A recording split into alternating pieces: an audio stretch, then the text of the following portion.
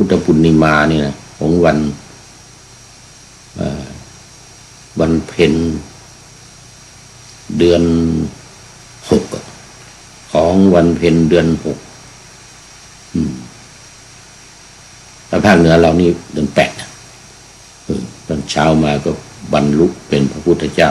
6 โมงเย็นถึง6 โมงเช้านั่งคิดเองเลยนะนั่งคิดเองเลยเขาเรียกว่าจินตามยะปัญญานัยยะนี่เป็นวิธีการปฏิบัติวิปัสสนาปฏิบัติเองคิดเองนั่งคิดเองไม่ตามลัทธิของใครทิ้งหมดนี่เจ้าฤาษีนี่ก็ไปพูดอย่างเงี้ย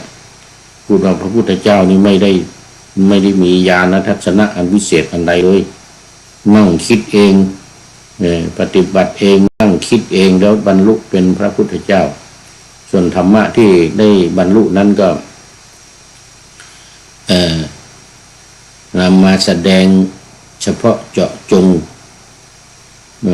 แก่คนที่ปฏิบัติตามธรรมะนั้นเท่านั้นนะนี่ประมวลความตรึกตรองไตรตรอง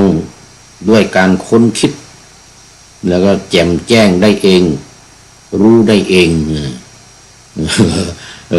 แล้วคนที่ปฏิบัติตามเนี่ยใครว่าตัวเองก็ไปบวชมาแล้วก็ปฏิบัติไม่ได้ไงปฏิบัติตามไม่ได้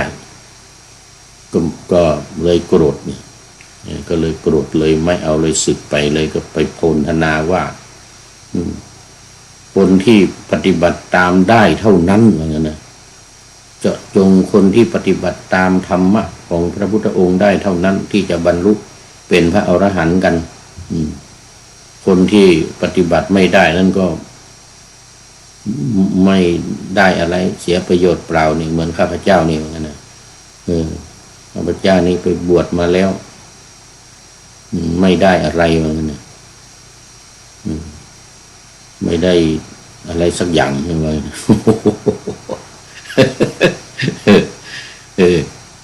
พระสารีบุตรก็กราบทูลพระพุทธเจ้านะพระพุทธเจ้าก็ตรัสว่าดูก่อนสารีบุตร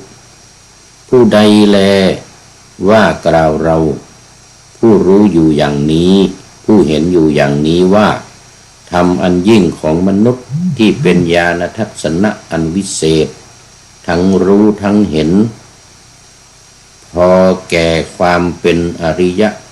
ของพระสมณโคดมนั้นไม่มีพระสมณโคดมทรงแสดงธรรมที่ประมวลมาด้วยความตรึกที่ไตรตรองด้วยการค้นคิดแจ่มแจ้งได้เองคนที่พูดอย่างนี้คนที่กล่าวอย่างนี้เนี่ยนะเที่ยงแท้ที่จะตกนรกที่จะตกนรกเนี่ยดูสุนัขขตะราชโอรสของเจ้าฤาษีนี่เถิดเหมือนกันนะต้องไปตกนรกดูก่อนสารีบุตรผู้นั้นไม่ละการว่ากล่าวนั้นเสียไม่ละความคิดนั้นเสียไม่สละคืนทิฏฐินั้นเสียก็เที่ยงแท้ที่จะตกนรกนะพระพุทธองค์ตรัสผู้ที่บอกว่าบาปไม่มีบุญไม่มีนรกสวรรค์ไม่มีเปรตผีไม่มีนิพพานไม่มีก็เข้าข่ายนี้ด้วยเข้าข่ายวัตถุพระธรรมคำสอนของพระพุทธเจ้าแล้วพระพุทธองค์ก็ตรัสแสดงเรียกว่ามหาสีหนาถมหาสีหนาถสูตรให้ท่านพระสารีบุตรแล้วก็ภิกษุทั้งหลายฟังญาติโยมประชาชนทั้งหลายที่ สดับรับฟังอยู่พระพุทธเจ้าก็แสดงใหญ่เลยมหาสีหนาถสูตรนี่นะอยู่ในมัชฌิมนิกายมูลปัญนาถมหาสีหนาถสูตรเนี่ยเป็นต้นว่าดูก่อนสารีบุตรเจ้าฤชวีนามว่าสุนัขขตะนี้เป็นโมฆะบุรุษพุทธองค์ตรัสอย่างนั้นเป็นโมฆะบุรุษนะจะไม่รู้จะไม่ได้บรรลุธรรมจะไม่ได้รู้ธรรมที่ตถาคตแสดงเนี่ยเช่นตถาคตแสดงว่าแม้เพราะเหตุนี้เหตุนี้พระผู้มีพระภาคเจ้าพระองค์นั้นอรหันต์เป็นพระอรหันต์สัมมาสัมพุทโธตรัสรู้ชอบด้วยพระองค์เองวิชชาจรณะสัมปันโนถึงพร้อมด้วยวิชชาและจรณะวิชชา3วิชชา8จรณะ15นี่นะ เอาใหญ่พระพุทธเจ้าแสดงมหาสีหนาถใหญ่เลยเนี่ยสุขโตเป็นผู้เสด็จไปดีแล้วโลกวิทูผู้รู้แจ้งโลกปุริสธรรมสารถิเป็นผู้แสดงธรรมให้แก่บุรุษไม่มีใครยิ่งกว่าอันนี้นะอนุตตโรปุริสธรรมสารถิเป็นสารถีผู้แสดงธรรมผู้ฝึกบุรุษเป็นสารถีผู้ฝึกบุรุษที่ไม่มีใครยิ่งกว่านะยอดเยี่ยมนี่นะว่าไม่มีใครยิ่งกว่าสถาเทวมนุษย์สานังเป็นครูของเทวดาและมนุษย์ทั้งหลายพุทโธเนี่ยเป็นผู้รู้เป็นผู้ตื่นเป็นผู้เบิกบานภควาเป็นผู้จำแนกแจกแจงธรรมทั้งธรรมทั้งวินัยนะ84,000พระธรรมขันธ์สุนัขขตะราชกุมารราชโอรสของเจ้าฤชวีนี้จะไม่มีทางรู้แล้วก็จะไปตกนรกอย่างเดียวว่างั้นนะจะไปตกนรกอย่างเดียว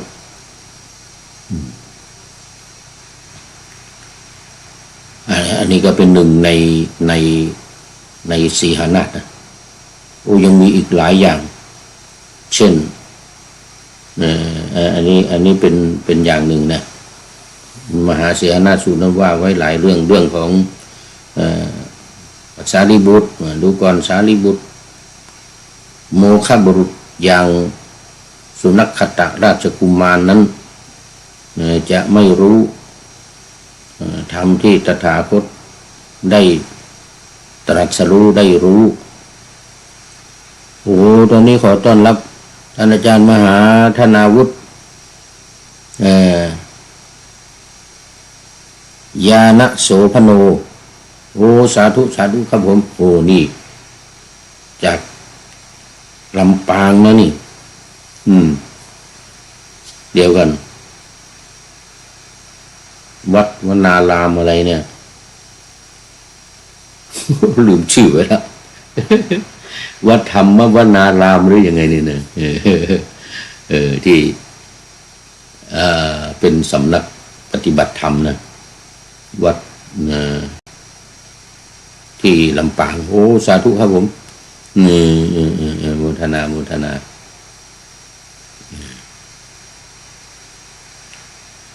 ยกมืออำนวยอวยพรมาละสาธุขอบคุณมากธรรมวนารามนักปฏิบัติธรรมวนารามอะไรสักอย่างหนึ่งนี่นะที่จังหวัดลำปางผมนี่มันไม่จำละมันเท่าแก่แล้วนี่69เต็มแล้วนี่ย่างเข้า70เดี๋ยวปีหน้านี้ก็จะครบ70แล้ว เท่าแก่แลหมดละหลงลืมจำได้บ้างจำไม่ได้บ้างต้องขออภัยทุกท่านมันเป็นธรรมดาเป็นธรรมชาติของคนเรามันตกอยู่ในไตรลักษณ์อนิจจังทุกขังอนัตตาอนิจจังนี่แหละมันไม่เที่ยงไม่แท้ไม่เที่ยงไม่แท้ไม่ทนทานไม่เที่ยงแท้ไม่แน่นอนนี่นะมันก็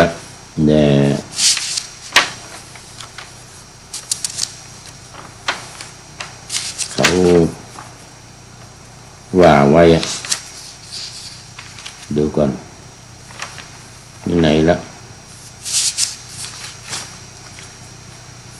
ลักษณะของคนแก่สัญลักษณ์ของคนแก่ชอบของขมชมเด็กสวยช่วยศาสนาชอบของขมของหวานไม่เอากินไม่ได้เพราะเป็นโรคเป็นในเบาหวานก็เลยกินของขมชอบของขมชมเด็กสวยชอบชมเด็กหน้าตาดีๆสะสวยแล้วก็ช่วยงานศาสนานี่เอาแล้วพอสัญลักษณ์ของคนแก่เข้ามาไม่รู้จะทำอะไรก็มาช่วยงานศาสนาแล้วเข้าวัดเข้าวาปัดกวาดเช็ดถูช่วยงานวัดรวมทั้งการปฏิบัติธรรมด้วยนะโอ้แก่แล้วนี่งานการอะไรก็ทำมาหมดแล้วนี่ไม่รู้จะทำอะไรก็เนี่ยปฏิบัติธรรมเนี่ยสมถกรรมฐานวิปัสสนากรรมฐานนี่ก็เป็นลักษณะคนแก่เหมือนกันเป็นลักษณะคนแก่แล้วก็ตรงกับปณิธานของผู้พูดนี่นะท่านอาจารย์ปณิธานของผู้พูดเนี่ยคือแก่แล้วเนี่ยไม่รู้จะทำอะไรก็เลยเกษียณเกษียณตัวเองจากการทำงานมาอยู่เฉยๆอยู่ว่างๆพักงานนี่เป็นลักษณะของคนแก่นะตั้งปณิธานว่าโอ้แก่แล้วนี่จะไม่ทำงานละลาออกหมดตำแหน่งอะไรต่างๆตั้งใจไว้ตั้งแต่ตอนเป็นเนรละตั้งแต่ตอนเป็นสามเณรละเนื่องจากตอนนั้นเห็นหลวงพ่อเจ้าอาวาสที่วัดนู่นที่จังหวัดเชียงใหม่นู่นนะวัดบ้านเดิมวัดบ้านเดิมของผู้พูดนั่นนะเป็นเจ้าอาวาสแล้วเขาจัดการประชุมพระสังฆาธิการโอ้หลวงพ่ออายุมากแล้ว70 กว่า70ใกล้จะ80แล้วมั้งนะตอนนั้นนะหลวงพ่อตุลุงบุญยังเป็นข้าราชการเป็นครูเก่านะมาบวชนะมาเป็นเจ้าอาวาสวัดที่ผู้พูดนี่อยู่นะวัดแม่ห้องไคร้ตอนนั้นยังเป็นอารามอยู่อาราม นั่นมาแต่ตั้งเป็นวัดทีหลังโอ้ตุลุงก็ลำบากจะเดินจะเหินจะไปไหนก็ยากอายุมากเท่าแก่แล้วก็มีการประชุมพระสังฆาธิการเนี่ยเจ้าอาวาสทุกวัดต้องไปเนี่ย ในจังหวัดเชียงใหม่เจ้าอาวาสทุกวัดต้องไปนะเหมือนตอนนี้ก็มีเหมือนกันนะปีหนึ่งมีครั้งหนึ่งประชุมสังฆาธิการระดับวัดนี่นะโอ้หลวงพ่อก็ลำบากตุลุงนะตุลุงบุญยังตุลุงบุญยังอาจารย์ของผู้พูดเนี่ยตอนเป็นสามเณรนะแล้วทีนี้ตัวเองก็เข้ามาอยู่ในเมืองนะมาอยู่ในเมืองมาเรียนหนังสืออยู่ในเมืองตอนนั้นนะกลับไปพอดีกลับไปบ้านพอดีญาติโยมกำลังประชุมกันว่าเนี่ยตุลุงจะต้องไปประชุมพระสังฆาธิการวัดสวนดอกเมืองนะ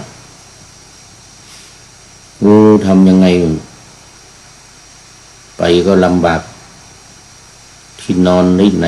จะไปพักไปนอนที่ไหนก็ไม่มีเนี่ยจะต้องเหมารถกันไปว่างั้นนะจะต้องเหมารถไปแล้วก็จะต้องกลับมาประชุม2 วันนะประชุมสังฆาธิการตอนนั้นนะ2 วันมันมีกิจกรรมอะไรหลายอย่างนะในที่ประชุมเลยนะก็เลยรับเป็นเจ้าภาพตอนนั้นนะก็เลยรับเป็นเจ้าภาพถวายค่ารถถวายค่ารถให้ตุลุงส่วนเรื่องสุขภาพอนามัยนี่ก็ต้องดูแลช่วยกันหยุกยาเตรียมไป ไปประชุม ทั้งวันไปประชุมทั้งวันอยู่วัดสวนดอกเลยนะแต่ว่าเรานี่ก็รับเป็นเจ้าภาพถวายค่ารถถวายค่ารถไปทั้งกลับ2 วันนะ4 เที่ยวเข้ามากลับไป2 เที่ยวอีกวันหนึ่งเข้ามากลับไป2 เที่ยวมันหมดไปหลายร้อยบาทในสมัยนั้นนะมันเงินมันยังไม่เงินมันแพงมันเงินไม่ถูกเงินสมัยนี้หมดไปหลายร้อยบาทนี่ก็ไม่ใช่น้อยๆนะค่ารถ2 วันเลยนะไปกลับ2 วันก็มาเห็นความลำบากนะหลวงพ่อจะ80แล้ว70 กว่าแล้วจะเดินจะเหินก็ไม่คล่องเป็นเจ้าอาวาสนี่ต้องถึงจนตายไม่มีเกษียณเจ้าอาวาสเจ้าอาวาสนี่ไม่มีเกษียณนะจนตายก็มาคิดได้นะคิดได้ตอนนั้นนะ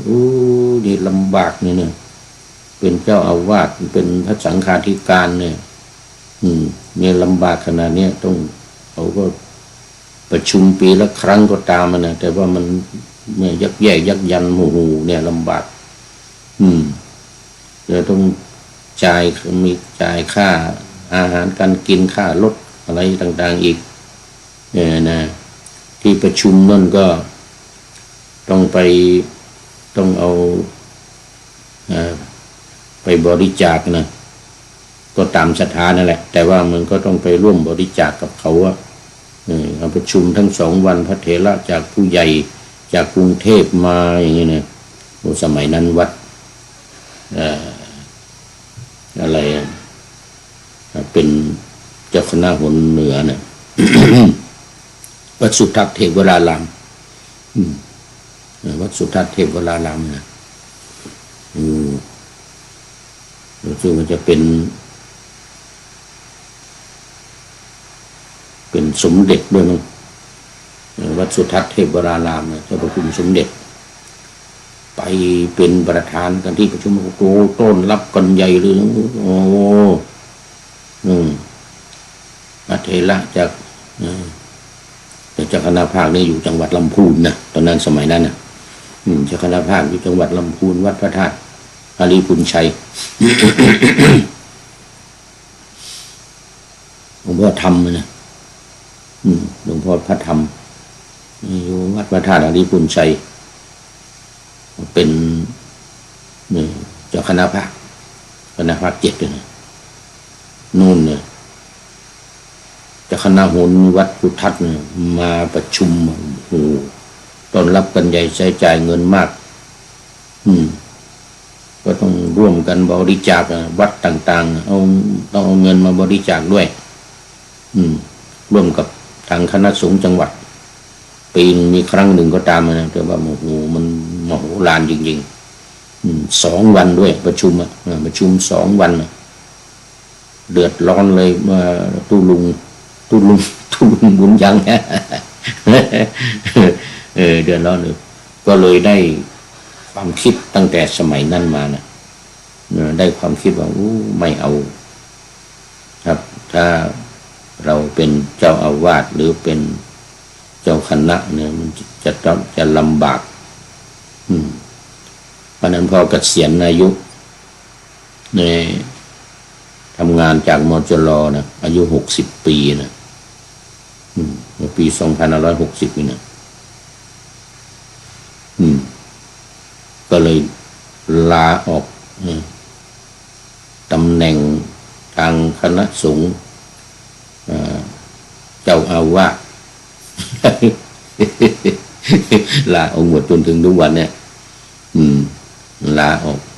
สาเหตุตั้งแต่ตอนนั้นมานะเห็นตุ้ลุงบุญยังอาจารย์ของ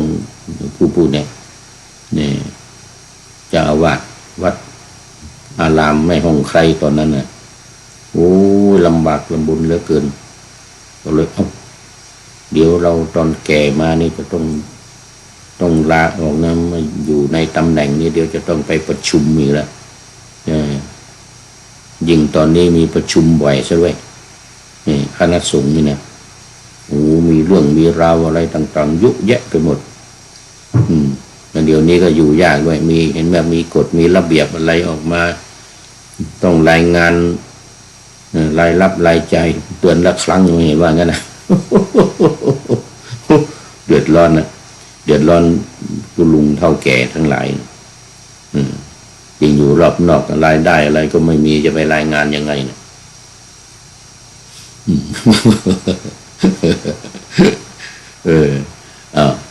ก็เลยมีความคิดมาตั้งแต่ตอนนั้นเลยพออายุ60ก็เลยเกษียณเออรี่โยมเปรมใจท่านอาจารย์มหาท่านอาวุธอย่าลืมเด้อเท่าแก่ต้องลาตำแหน่งเด้อนั่นงั้นลำบากนะนั่นลำบากหัวสั่นหัวคอนไปประชุมเลยนะค่าใช้จ่ายก็เยอะอีกตอนนั้นนะเป็นเจ้าภาพถวายค่ารถให้ตุลุงเลยนะพอดีมีตังค์หน่อยอยู่ในเมืองพอมีรายได้เล็กๆน้อยๆ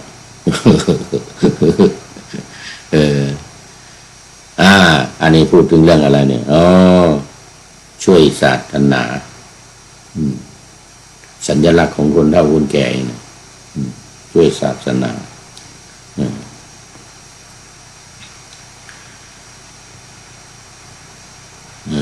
อะไรอีกอะ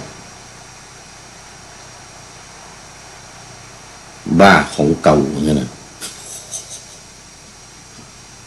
ของเก่าทั้งหลายเก็บไว้พระสมัยไหนก็ไม่รู้กุแตกเก็บไว้ของเก่านะสะสมของเก่าอันนี้เป็นลักษณะของคนแก่เล่าความหลังนี่สะสมของเก่าเล่าความหลังผิวหนังเหี่ยวเล่าความหลังผิวหนังเหี่ยวเยี่ยวไม่พ้นตีน สัญลักษณ์ของคนแก่อาจารย์ดร.พิสิทธิ์โคตรสุโภว่านะอาจารย์ดร.พิสิทธิ์โคตรสุโภที่มหาวิทยาลัยเชียงใหม่นะตอนนี้เป็นอาจารย์อยู่ที่มจร.วัดสวนดอกอาจารย์ดร.พิสิทธิ์โคตรสุโภว่านะผิวหนังเหี่ยวเยี่ยวไม่พ้นตีนปีนไม่ถึงสวรรค์ลักษณะของคนแก่นะนี่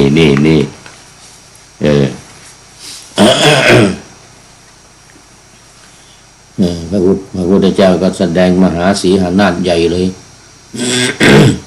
บอกสุนัขขตะเนี่ยโมฆะบุรุษเนี่ยไม่รู้อะไรแล้วเดี๋ยวก็ไปตกนรกนะนี่แสดงมหาสีหนาฏเนี่ยเอา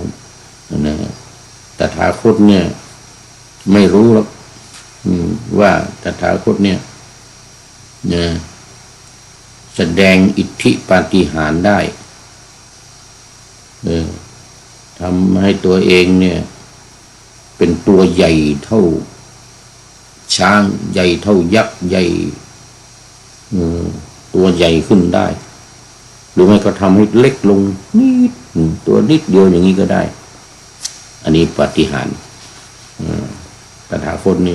ปาฏิหาริย์ได้ล่องหนหายตัวหายตัวได้อย่างสมัยหนึ่งที่อยู่บนเนี่ยมวยผมของพรหมพรหมที่มาท้าพระพุทธเจ้าก็จำแรงเป็นแมงวีหรืออะไรตัวเล็กๆไปอยู่ในมวยผมของพรหมผมตามหาไม่เจอพุทธองค์ก็ตรัสว่าอาตมาอยู่นี่อยู่ไหนนี่อยู่ที่หัวนี่ อยู่ที่มวยผมพุทธเจ้าแสดงฤทธิ์ได้นะอิทธิปาฏิหาริย์นี่สบายมากดูยมุกปาฏิหาริย์ที่แสดงเมืองสาวัตถีนะโอ้อลังการเดินทะลุภูเขานี่มาเหมือนกับเดินไปที่โล่งก็ได้เอามือลูบคลำพระอาทิตย์พระจันทร์ที่มีฤทธิ์มากแสงร้อนน่ะก็ได้เหาะขึ้นไปถึงสวรรค์ชั้นพรหมนุ่นอากนิฐานุ่นอากนิฐาพรหมนุ่นก็ได้เหมือนกันนะสาสุทัศสีอากนิฐานุ่นชั้นที่16นุ่นก็ได้เหาะไปเหมือนกันนะโอ้มหาสีหนาฏนี่แสดงใหญ่เลยหลายเรื่องพูดถึงเรื่องของการตรัสรู้ด้วยอริยสัจธรรม4ประการเนี่ยสุนัขขตะโมฆะบุรุษนี่จะไม่รู้ไม่รู้จักทุกข์ไม่รู้จักสาเหตุของความทุกข์ไม่รู้การดับความทุกข์คือดับตัณหาเนี่ยนะไม่รู้แนวทางที่จะไปถึงการดับทุกข์คือมรรคมีองค์8ประการเนี่ยนะโอ้โหแสดงใหญ่เลยบรรดาธรรมะทั้งหลายอยู่ในมหาสีหนาฏสูตรนี่นะโอ้พุทธเจ้าก็แสดงใหญ่เลยสุนัขขตะเนี่ยโมฆะบุรุษเนี่ยก็ไปนรกอย่างเดียวว่างั้นนะยกเว้นว่าละการกล่าวนั้นละทิฏฐิที่ว่านั้นความคิดนั้นเสียสละคืนทิฏฐินั้นเสียก็จะไม่ไปนรกแต่ถ้ายังไม่ละยังกล่าวอยู่อย่างนั้นก็ไปตรงนรกแน่นอนเหมือนกันเหมือนกับสุนัขขตะนี่โมฆะบุรุษนี่วันนี้หมดเวลาพอดีพูดถึงเรื่องของโมฆะบุรุษก็กล่าวตู่พระพุทธเจ้าคือสุนัขขตะวันนี้ท้ายรายการก็มีข้อคิด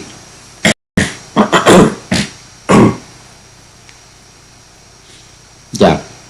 ท่านนายพลนี่กันนายพลนเรศจิตรักท่านนายพลนเรศจิตรัก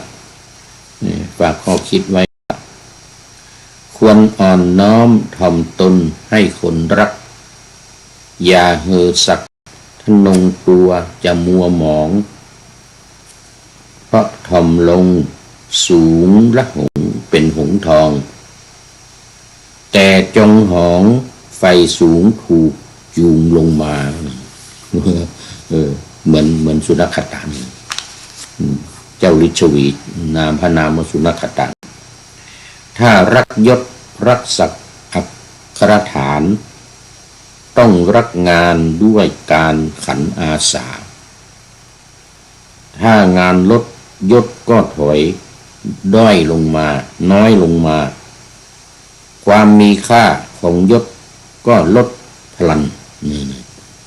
ยศถาบรรดาศักดิ์อะไรบรรดาที่มีนี่นะไม่ว่าจะเป็นเกียรติยศนี่อะไรนะยศ3อย่างนะเกียรติยศอะไรอย่างยศ3อย่างท่านนายพลว่านอิสริยยศบริวารยศอะไรต่างๆก็จะหายลดน้อยหายลงไปไม่มีคุณค่าฝากเป็นข้อคิดไว้อย่าไปดูถูกดูหมิ่นหรือไปกล่าวตู่พระธรรมวินัยกล่าวตู่พระพุทธเจ้ากล่าวตู่พระอรหันต์ทั้งหลายอรหันตสาวกทั้งหลายจะไปตกนรกวันนี้ท่านอาจารย์พระมหาธนวุฒิญาณโสพโนก็เป็นท่านสุดท้ายเข้าสู่เส้นชัยของรายการขอบพระคุณเป็นอย่างยิ่งและทุกท่านที่เข้ามาแล้วในวันนี้โยมเปรมใจบัวใสเป็นต้น ขอนำนาวาวังทองไปก่อนแล้วจะย้อนมาใหม่ในวันหน้าวันพุธศุกร์เสาร์อาทิตย์ตามตารางเวลาที่วางอยู่ข้างในเป็นธรรมะจากพระราชวังเป็นนาวาโด่งดังสว่างไสวเป็นนาวาโด่งดังสว่างไสวเป็นธรรมะอะไรให้ละทุกข์พบสุขใจตลอด